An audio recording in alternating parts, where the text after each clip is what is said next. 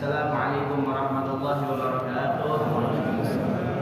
Alhamdulillah wassalatu wassalam ala sayyidi Rasulillah Sayyidina Muhammad ibn Abdullah wa alihi wa sahbihi wa man wala wa la hawla wa la quwwata illa billahil aliyyil azim. Subhanaka la ilma lana illa ma 'allamtana innaka antal alimul hakim.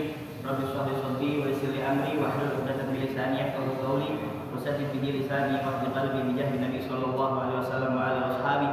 Allahumma ya mu'allim Adam wa Ibrahim 'allimna ilma ma yanfa'una wa anfa'na bima 'allamtana wa zidna fahma. Rabbi zidni 'ilma warzuqni fahma. Amin. Wa inna ta'alluma wa ta'lima naf'an tifa'a wa lafaz istifada wal hasab wa tadabkur wa tadhkira 'ala tanassuhi fi kitabillahi wa sunnati rasulih wa du'ail huda wa dalala al-khair ibtigha'a mardatihi wa thawabihi wa taqarrubihi wa qurbihi subhanahu wa ta'ala. Hadirin sekalian, insyaallah pada kesempatan kali ini kita akan kembali belajar daripada kitab Al-Mabadi Al-Awwaliyah li Ustaz Abdul Hamid Hakim rahimahullah rahmatullah sampai kepada kaidah as-sabi'atu asyarah, kaidah yang ke-17. Ya. Radhiyallahu anhu wa radhiyallahu anhu wa nafa'ana bihi wa bi'ulumihi wa bi'ulumikum wa bi'ulumina fi dharaini amin wa ila andal. Al-qaidatu sabi'atu asyarah. Kaidah yang ke-17. Al-hajatu qad tunazzalu manzilatat darurah. Hajat itu, kebutuhan itu terkadang qad, ya terkadang kalau qad masuk ke dalam fi'il mudhari artinya terkadang. Qad akulu, terkadang saya makan. Tapi kalau qad akal itu masuk pada fi'il mudhari atau fi'il madhi artinya sungguh saya telah makan. Nah ini qad tunazzalu, terkadang menempati manzilatat darurah. Ya, terkadang menempati posisi darurat. Ya, kaidah yang ke-17. Al-hajah, hajat itu, kebutuhan itu terkadang menempati ya tempat posisi darurat. Jadi definisi daripada kaidah ini, makna kaidah al-hajah tunazzilu manzilatat darurah fi ibahatiha. Terkadang hajat itu dia menempati posisi darurat di dalam kebolehannya. Lil mahdhur mumtani lil jaiz, yang mana sebelumnya tidak diperbolehkan.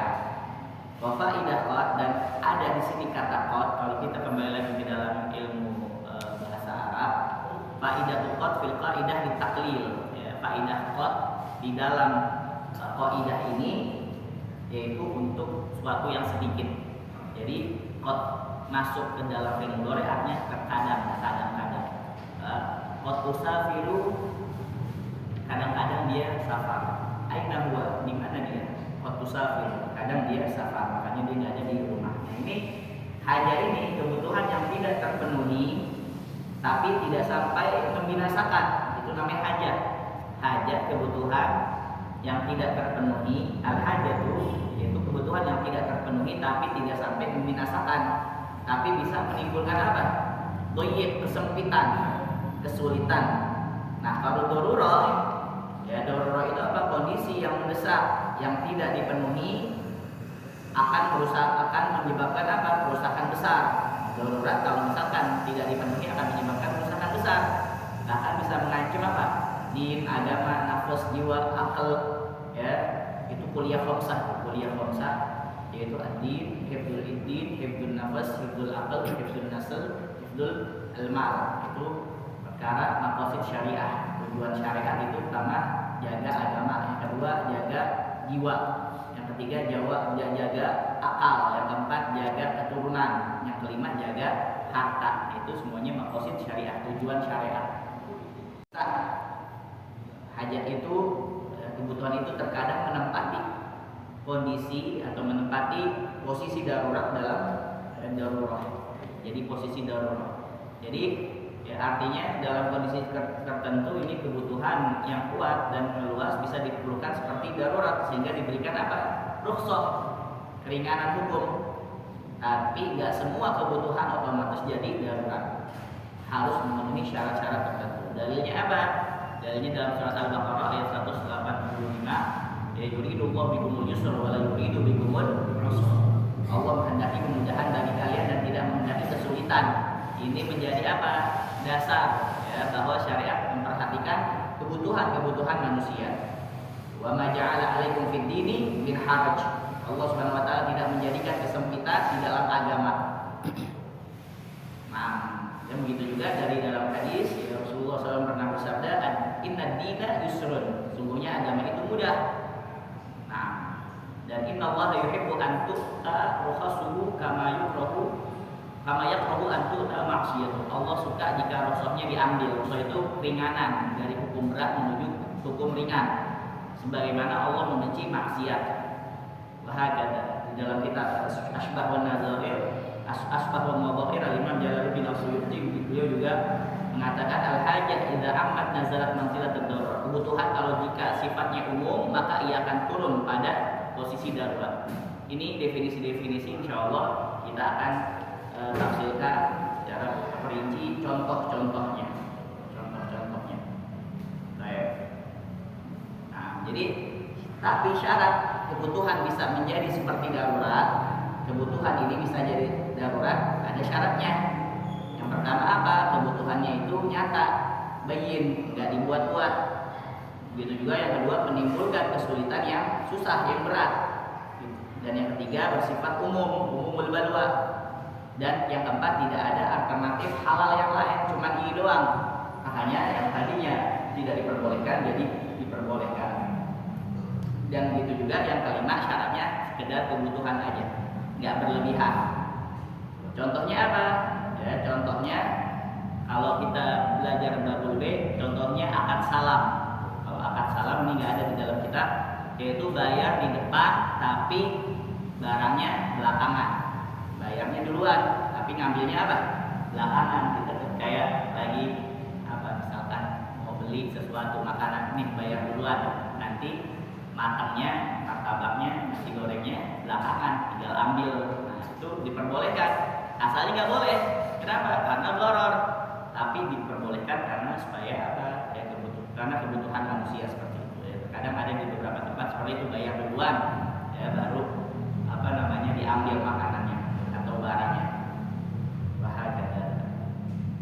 Nah, jadi perbedaan antara hajat dengan darurat. Kalau hajat ya itu kebutuhan, tapi kalau darurat itu mendesak. Nah, kalau hajat itu adanya kesulitan, ya, adanya kesulitan maka dimudahkan oleh agama. Nah.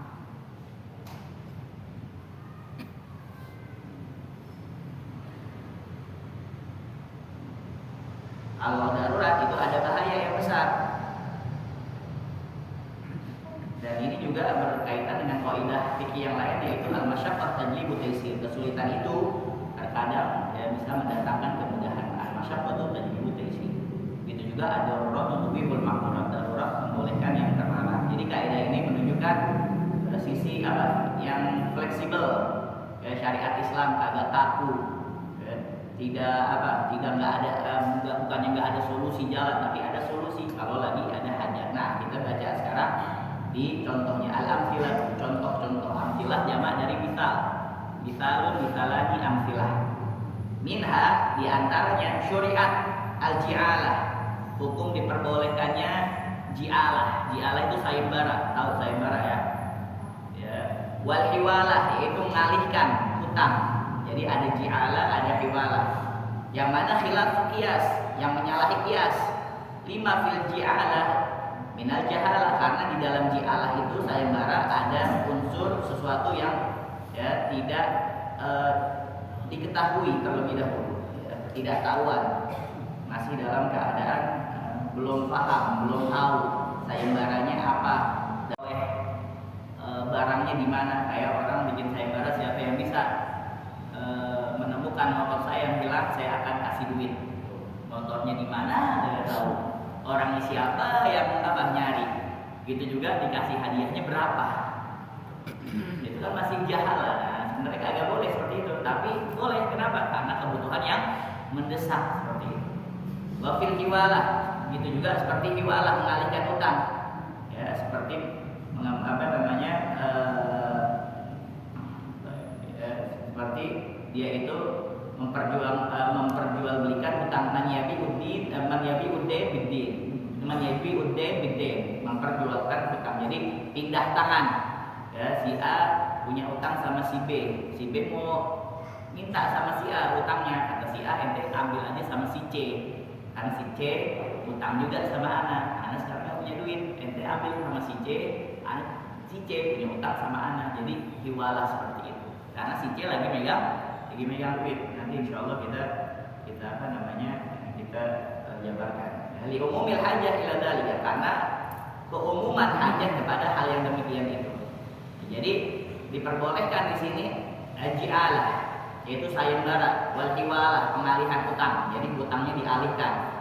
Itu menyelesaikan kias, khilafal kias, lima fil ji'alah wal minal jahalah wa ma fil hawala minat man yabi'ul dain bidain. Ya, karena dalam ji'alah itu ada unsur ketidaktahuan, ja'al jahalah, dan dalam hiwalah ada unsur jual beli utang dengan hutang, jadi pindahin hutang. Kenapa kok khilaful qiyas, menyelisih kias, padahal kias itu dasar daripada agama, ya, daripada 4 dasar yang muttafaq, ya, yang bersepakat semua ulama ahlu sunnah wal jamaah dan madhab-madhab yang lain sepakat 4, yaitu Al-Quran, sunnah, ya, ijma' dan qiyas. 4. Walaupun yang lainnya banyak, ada yang berselisih antara amal ahli Madinah dihukum juga sebagai sumber pedoman agama. Amal ahli Madinah itu perbuatan orang-orang Madinah ketika selesainya atau ketika Rasulullah SAW telah meninggal dunia, itu dijadikan apa dalil juga. Tapi kalau Imam Syafi'i kagak ambil, Imam Malik kan. Ala kulli hal, kias itu apa? Mengukur suatu hukum baru dengan hukum yang sudah ada, hukum yang baru dengan hukum yang ada, karena ada kesamaan, ya, kesamaan sebab hukum tersebut, kesamaan ilat namanya. Nah ini ji'alah, ya, ji'alah kenapa tidak diperbolehkan? Karena tidak ada ketidakjelasan. Jadi ya, kalau antum kita baca di dalam kitab-kitab fikih, ji'alah itu apa? Janji memberi imbalan kepada siapa aja yang berhasil melakukan suatu pekerjaan. Janji kepada seseorang yang berhasil melakukan pekerjaan. Janjinya itu kadang dikasih apa? Dikasih uang, sering itu dikasih uang seperti itu, atau dikasih sesuatu. Nah, contohnya apa? Tadi siapa yang bisa menemukan motor saya kasih 1 juta. Kenapa kok di sini dibilang khilaful qiyas, ala khilaful qiyas, menyelisih qiyas? Karena di dalam ji'alah tersebut terdapat apa? Jahalah.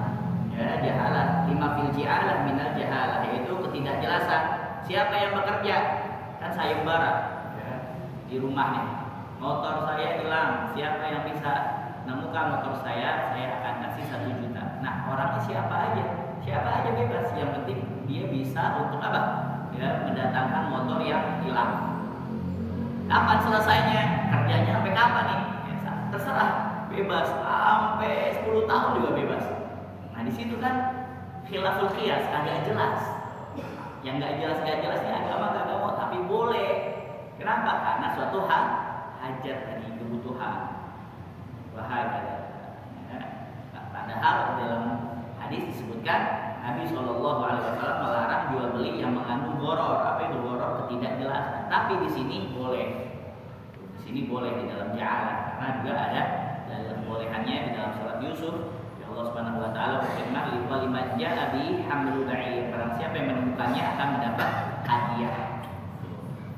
Ini dalil jelas boleh jualan. Kenapa hikmah dibolehkan? Karena kebutuhan manusia. Sulit mencari orang tertentu untuk pekerjaan tertentu, kadang-kadang juga butuh sistem transparan. Ya. Jadi orang yang nggak punya duit 100 juta, siapa yang bisa nemuin mutiaranya yang hilang? Jadi, tapi kan agak jelas sampai kapan nyarinya, orangnya siapa aja, dapatnya apaan. Tapi di sini ya diperhatikan oleh para ulama, diharuskan untuk dikasih tahu imbalannya apaan. Ya, kalau kagak ada imbalannya, nah itu kagak jelas. Nanti misalkan ya, butuh sesuatu, siapa yang bisa mendatangkan saya pada malam hari ini martabak ya, spesial yang paling enak, ya, saya akan kasih dia uang 100.000. Atau siapa yang bisa menemukan kunci motor saya yang jatuh di jalan, saya akan kasih dia imbalan 100.000. Orangnya siapa aja bebas, ada harus bulan dan waktunya kapan aja, ya, kapan aja, mau malam itu juga atau besok malam atau seminggu kemudian. Siapa aja yang membawakan kunci motor yang jatuh, yang saya sedang gunakan di alat, itu saya kasih duit 100.000. Itu namanya ji'alah. Ada juga yang namanya apa? Ada yang hiwalah, contohnya di sini. Nah, kalau hiwalah itu mengalihkan utang dari satu orang ke orang lain. Tadi si A punya utang sama si B.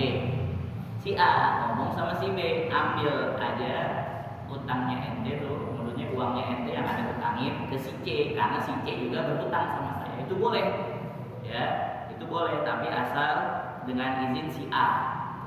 Izin si A dan si A tahu bahwasanya dan si C juga tahu bahwasanya ya, utangnya itu berpindah, ya, yang dari si A ke si B. Mafhum ini? Z Amr Khalid, si Z punya utang sama si Amar. Si Amar nah utang sama si Z. Z, balikin dong uangannya, ente kan ngutang sama aneh berapa, 10 juta. Wah, anak kagak ada sekarang, ya, anak lagi apa, lagi sulit ini, ya, minyak pada naik, ya, dexlet naik, ya, semuanya pada naik. Nah, si C itu, si Khalid punya utang sama anak 10 juta, ente ambil deh sama si Khalid. Boleh gak si Amr pindah sama si Khalid? Boleh, sebenarnya kagak boleh, tapi karena kebutuhan manusia jadi diperbolehkan. Karena ya bide, menjual utang dengan utang itu nggak boleh, tapi karena kebutuhan manusia supaya mempermudah urusan, karena agama itu yusur, mudah, ad-dinu yusrun tadi kata Rasulullah SAW, maka diperbolehkan si Amr minta utangnya yang harusnya sama si Z ngambil sama si Khalid, karena si Khalid juga utang sama si Z. Ya. Karena tadi di dalam kias kok khilaful kias, kenapa? Karena bidden jual utang dengan utang, karena ilahnya karena penuh dengan ketidakpastian. Wahakada. Hadisnya apa? Dalam hadis disebutkan dalil kebolehan hiwalah di sini, yaitu memindahkan utang. Matul ghani zulmun, menunda pembayaran bagi orang yang mampu itu zalim. Tuh, zakat tuh matul ghani zulmun, zakat yang dibayarkan seharusnya pada saat ini dia udah datang haulnya, udah setahun kan. Syaratnya zakat dia udah mencapai nisab, udah mencapai haul setahun. Nah, ternyata sama orang kaya ini dia baru udah mencapai nisab 85 gram minyak emas, atau dikalkulasiin sama rupiah berapa sekarang?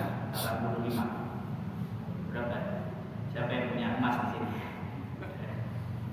85. 150 udah ya? Hah? 150 juta. Ya, 150 juta. Dia udah punya duit 150 juta. Terus dia udah mencapai nisab. Sekarang tanggal berapa Zulqa'dah? 23 dah, anggap Jumat 20 kemarin. 23 kan malam tadi 23 Zulqa'dah tahun kemarin itu dia punya duit 150 juta. Walaupun ini nggak ada kaitannya sama, ada kaitannya dikit, ini masalah zakat soalnya. 150 juta udah sampai setahun, dikalkulasiin ke 23 Dzulqa'dah tahun ini itu udah mencapai nisab, ya udah mencapai haul juga setahun, wajib bagi dia untuk apa? Zakat. Nah dia nunda-nunda zakat, maka itu adalah suatu kezaliman. Matul ghani zulmun, menunda pembayaran bagi orang yang mampu itu zalim. Wa idza utbi'a ahadukum ala mali'in falyatba'. Nah, jika kalian dialihkan kepada orang yang mampu, maka terimalah. Misalnya lagi nggak mampu nih, ya bayar utang kamu nih, padahal udah jatuh tempo ya. Ya udah, saya alihkan ya utang kamu kepada si fulan. Si fulan lagi punya duit tuh dia, lagi dapat gusuran, ya, lagi dapat warisan. Saya juga punya utang sama saya. Nah, kamu ambil utang kamu dulu, uang kamu kepada si fulan. Nah, itu boleh nggak apa-apa. Bahaya, ini hati-hati ya kalau kita udah datang waktunya nisab, udah haulnya juga udah, kita catat tuh. Makanya kita kalau udah nisab itu kita catat juga, kita catat semuanya. Wah ini udah mencapai nisabnya tanggal sekian ya, menurut apa? Menurut hijriyah ya, bukan menurut apa? Syamsiyah, miladiyah, tapi menurut hijriyah. Karena kalau nunda-nunda zalim ya, ada orang dia itu apa? Agak mau bayar zakat, agak mau, kalau orang kaya. Makanya orang kaya ini harus punya teman orang yang alim ya, supaya jagain dia. Dan yang orang alim jangan dia haji mumpung, tentang orang kaya dimanfaatin, jangan. Sebenarnya orang-orang kaya, orang-orang pejabat-pejabat tuh orang berat harus dia punya ya, orang-orang yang menasehatkan tentang dirinya.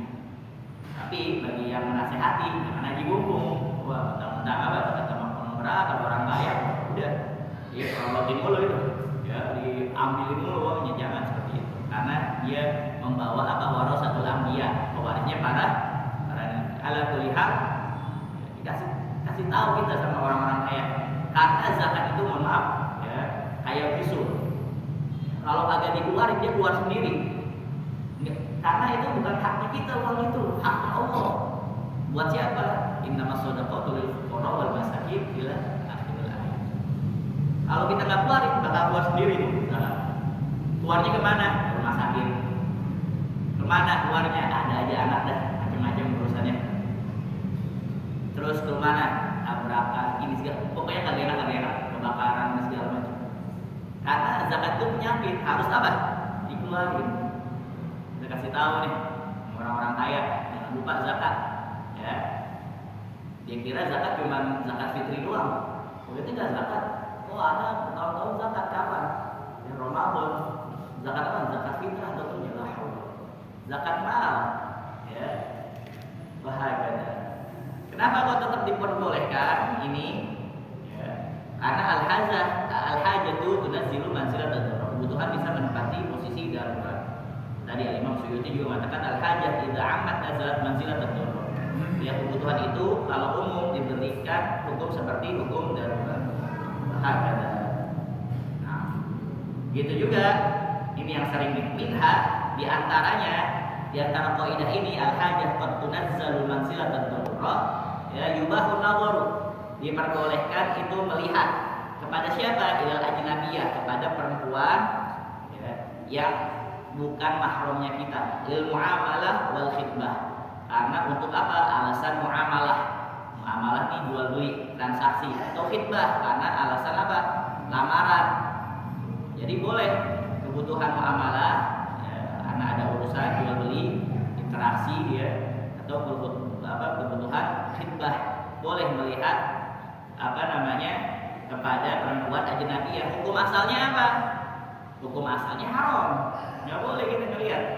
Ya, kita nggak boleh ngelihat apa? Perempuan yang bukan mahram kita, ajnabiyah. Allah Subhanahu wa taala berfirman, "Qul lil mu'minina yaghuddu min absarihim wa qul lil mu'minati yaghuddna min absarihin." Katakanlah kepada orang-orang mukmin hendaknya mereka meminjamkan ya, daripada pandangan-pandangan mereka. Ini fitrahnya ya, manusia ini tabiatnya manusia, laki-laki suka untuk memandang. Ya, siapa aja, mau dia anak umur belasan, mau dia umur 20-an, bahkan yang udah bangkotan juga, yang udah tua juga sukanya apa? Memandang. Ya, tabiatnya manusia itu laki-laki suka memandang. Kata Rasulullah, "Anda terus aku min sihamil iblis." Ini satu pandangan adalah suatu racun daripada ya, panah daripada panah setan yang beracun. sahmun min siham iblis. Apa namanya? Nah, tabiatnya perempuan itu suka dipandang. Jadi kalau kita memandang perempuan itu nggak boleh. Nah, tapi boleh di sini. Kapan? Ya, pengecualian karena ada kebutuhan. Pertama, di dalam kitab ini disebutkan minha yubahun nadharu ila ajnabiyyah lil muamalah. Karena ada muamalah, jual beli.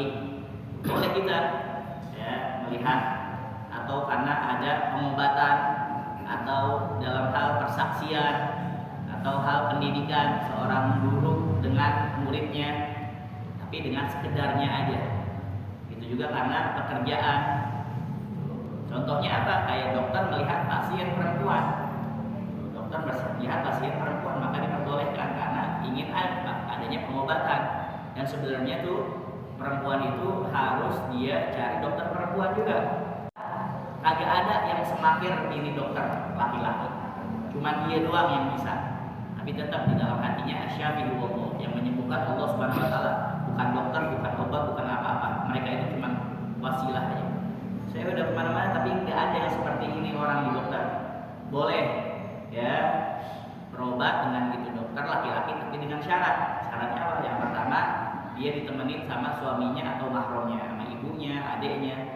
Ya, di dalam ruangan tuh nggak boleh berdua. Dan yang pertama itu agak ada perempuan yang seperti dia misalkan di seluruh negeri nih, ya Jakarta Timur, satu Milan, agak ada yang seperti dia. Ya, ada jauh di sana, itu susah lagi. Maka boleh. Yang kedua, ketika berobat ditemenin sama mahramnya. Yang ketiga, ketika diperiksa cuman di bagian yang sakit aja. Di bagian yang sakit aja, jangan nyebar kemana? Yang lain. Ya, sakitnya pusing yang diperiksa badannya. Nggak boleh, itu haram. Ya, apa yang sakit gimana? Kepala nih, yang sakit kepala. Kata dokternya, oh ini sampai sini nih, pahanya juga nih. Ini ngejalan. Nggak boleh, haram itu. Ya, dokter cabul. Mesum, nggak boleh. Udah, cuma sekedarnya aja kayak gitu aja. Bahagia. Itu juga kita nih laki, kalau bisa cari dokter apa? Laki.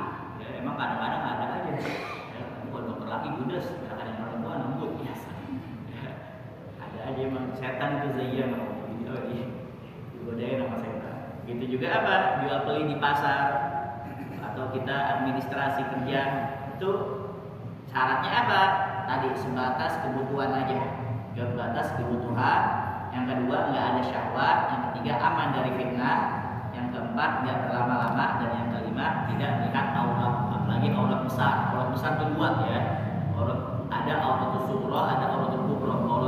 Auratul kubra itu ya al-qubul wa dubur, depan dan belakang. Ya, al-qubul depan, wa dubur belakang, itu auratul kubra. Ya, setiap orang itu tidak boleh melihat auratnya orang yang besar. Tapi kalau aurat-aurat yang sughra, nah itu diperbolehkan dengan tadi beberapa hal ya, karena untuk pengobatan dan cuma sekedarnya aja ya, sebatas kebutuhannya aja. Dan yang kedua boleh wal khitbah, yubahun nadhar ila ajnabiyyah lil muamalah wal khitbah ya, ketika ada lamaran ya, ketika orang pakai cadar, ada orang yang meminta, boleh dia buka cadarnya, boleh. Karena kata Rasulullah SAW, idza khataba ahadukumul mar'ata, jika salah seorang dari kalian melamar wanita, fa istata'a yanzuru minha, maka kalau dia mampu melihat sesuatu dari dirinya, mayatuhu mau ila nikahiha falyaf'al, yang mendorongnya untuk menikahinya, maka lakukanlah. Karena orang kan biasanya laki-laki itu lihat wajahnya ya, maka diperbolehkan lihat wajah dan telapak tangan ya, diperbolehkan. Selain itu kagak boleh. Wah, boleh gak buka buka jilbabnya? Kenapa? Saya mau lihat rambutnya ya, rambutnya botak apa kagak ya? Nggak boleh ya, rambutnya keriting apa lurus, rambutnya berombak apa, saya mau lihat bagian belakangnya. Wah, jangan ya, kayak gitu. Yang diperbolehkan cuma apa ya, melihat wajah dan telapak tangan. Kenapa hikmah diperbolehkan ya, supaya dia nggak nyesel setelah nikah ya, atau dikasih foto, dikasih tahu nih, nanti mau gak nih sama adik Amin fotonya, cakep fotonya, Filternya masya Allah ternyata banyak banget filternya. Pas dilihat pakai cadar gak mau dia bercadar. Pas hari H-nya masya Allah nenek supaya apa? Supaya gak nyesel, ya, merasa apa? Ketipu. Begitu juga ada apa? Ya, ada kecocokan. Tapi ada batasannya. Ya, gak bisa semuanya. Apa ya yang boleh dilihat? Mayoritas ulama itu wajah dan telapak tangan. Ya. Tapi itu ada syarat-syaratnya juga. Bahkan sebagian ulama tapi khilaful jumhur, dia menyalahi jumhur, di mayoritas jumhur itu wajah dan telapak tangan. Ya, sebagian ulama ada yang memperbolehkan ya kepala, ya, leher, rambut kagak ya. Yang penting selamat dari fitnah. Tapi ada syarat-syaratnya apa? Syarat-syaratnya ada niat serius mau nikah, bukan cuma mau lihat-lihat doang atau mau bercandaan doang. Ya boleh dia lihat, ya anu mau nikahin ente nih, ane serius, kita janjian ya, di mana? Udah kita pokoknya di ruangan berdua aja, nggak boleh, ya, nggak boleh dong kayak gitu, itu kan haram. Ntar saling syaitan yang ketiga itu setan, ya kan kita mau ta'aruf enggak itu dari orang-orang atau bener gitu, ya, atau mengajak pacaran dulu nggak ada pacaran, ya, Islam nggak kenal namanya pacaran, ta'aruf ya, ta'aruf apa? Datengin keluarganya, datengin abahnya, mau serius, mau nikahin. Itu juga apa? Ya, ada niat serius, tanpa keluar berduaan, tanpa syahwat. Itu juga sekedar kebutuhan aja, mau lihat mukanya kayak mana. Oh iya. Wah, saya kurang apa? Kurang puas tadi melihatnya. Coba buka agak lamaan dikit ya. Nggak boleh gitu. Ya. Itu juga kan cuma wajah dan apa? Telapak tangan. Baik, jadi kata Imam Nawawi disunahkan melihat wanita yang akan dilamar karena lebih mendekatkan kepada apa tadi keharmonisan. Nah, jadi kalau yubahu nadhar ila ajnabiyyah lil mu'amal wal khitbah itu diperbolehkan. Sebenarnya nggak boleh kita melihat apa? Ya, kita melihat perempuan yang apa? Perempuan yang bukan mahramnya. Apalagi melihat dengan syahwat nggak boleh. Tapi diperbolehkan. Tapi dengan syarat-syarat tadi nggak ada syahwat, nggak berduaan, nggak khalwah. Kalau mau untuk bertransaksi, ilmu amal, ada transaksi jual beli, itu juga ketika khitbah lamaran itu boleh. Ya. Jika kita transaksi juga syaratnya aman dari fitnah, tanpa begitu juga tanpa apa? Tanpa syahwat dan sekedar kebutuhan. Ya, tentang diperbolehkan ketika kita dalam transaksi. Kita misalkan ke admin bank, kan biasanya yang jaga kan perempuan, ya. Kita liatin, boleh nih, boleh kita, ya. Karena apa? Kagak sekedar apa? Kebutuhan, diliatin. Kenapa? Boleh ini, al-hajatu qad tunazilul manzilah taturah. Nggak boleh. Kenapa? Ya, karena tidak sesuai dengan kebutuhan. Diperbolehkan kalau sesuai dengan kebutuhan, ya, tidak berlama-lama mandangnya, itu juga tidak ada syahwat. Wallahu a'lam bishawab. Jadi ya ini mata ini bisa menyebabkan kita ini kalau melihat hadis Quran atau semacamnya bisa jadi jenuh, malas karena apa? Mungkin kebanyakan hadis maksiatnya. Tanya kata Rasulullah, Anda terus sahmun masmum min sihami iblis. Ya, pandangan itu adalah dari racun, ya, panah racun daripada panah-panahnya iblis. Makanya kata Abdullah bin orang 40 hari matanya dia kagak lihat yang haram, insya Allah lam tukhti firasatnya kagak bakal meleset. Dia punya firasatnya bakal benar. Kalau dia 40 hari mulai apa nih bulan Dzulqa'dah 23 Dzulqa'dah sampai nanti 23 enggak lebih ya sampai akhir apa Dzulhijjah. Dia mulai dari pagi sini nih, antum nih semuanya sepakat nih. Agak mau melihat apa? Ya perempuan yang ajnabiyah, tapi boleh tadi kalau lagi transaksi ya. Terus sekedarnya aja nggak ada syahwat itu. Ya, jangan lihat perempuan, lihat tembok syahwat aja haram. Ya. Alhamdulillah itu kagak bakal meleset firasatnya. Ketika dia berfirasat itu benar. Itu kata Habib Abdullah bin Abi Bakar itu. Nah makanya kita kalau misalkan melihat maksiat langsung kita pejamkan mata kita. Ya, al-ula laka wa tsaniya alaik. Rasulullah SAW, yang pertama itu buat kamu, bonus. Tapi kalau yang kedua itu jadi haram. Ya, jangan mentang-mentang yang pertama itu bonus kita mandang terus. Ya. Ada apa namanya ngedik-ngedik. Ini mumpung hadiah ini enggak. Atau ketika lagi mandang sambil istighfar, astagfirullahaladzim, astagfirullahaladzim, masya Allah ya Allah, ya betapa indahnya ciptaanmu. Itu dua dosanya, ya. Kenapa? Karena dia melakukan sesuatu yang baik tapi untuk maksiat. Itu dosanya parah. Kayak orang ya nyolong atau apa namanya korupsi, tapi apa? Ya, tapi dengan mengucapkan Bismillahirrahmanirrahim. Ya. Jadi ujian itu bukan ketika kita pakai apa namanya sendal ke masjid, pas lagi pulang sendalnya kagak ada. Itu bukan ujian. Yang ujian itu ketika kita ke masjid pulang bawa sendal cakep, itu yang ujian. Ya. Karena apa? Ini niatnya ke masjid cari apa? Cari sendal, Masya Allah. Itu dosanya dua kali. Baca Bismillah lagi. Bismillah. Ya, supaya kagak dong. Itu dosanya malahan berapa? Dua kali. Kayak orang zina tapi pakai baca Bismillah. Ya, baca Allah menjadi nasyaiton marusakan. Atau jika lagi nyolong makanan atau beli padang, beli sate, ya, apa namanya, udah dikasih makanannya dia kagak bayar. Wah, ini kan halal, sate mana ada yang bilang haram? Iya, sate halal, tapi ente caranya haram. Nah, karena pikirannya dia supaya kagak haram, dia gimana caranya ngilangin yang haram, maka dia baca Allahumma barik lana fi ma razaqtana wa qina. Itu dosanya dua kali. Wa yaumillahi. Mudah-mudahan kita diberikan hidayah dan taufik oleh Allah Subhanahu wa taala. Mudah-mudahan kita senantiasa mendapatkan istiqamah sampai husnul khatimah. Amin ya rabbal alamin. Shallallahu alaihi wasallam wa ala alihi wasallam. Walhamdulillahi rabbil alamin. Ya Rasulullah sallallahu alaihi wasallam.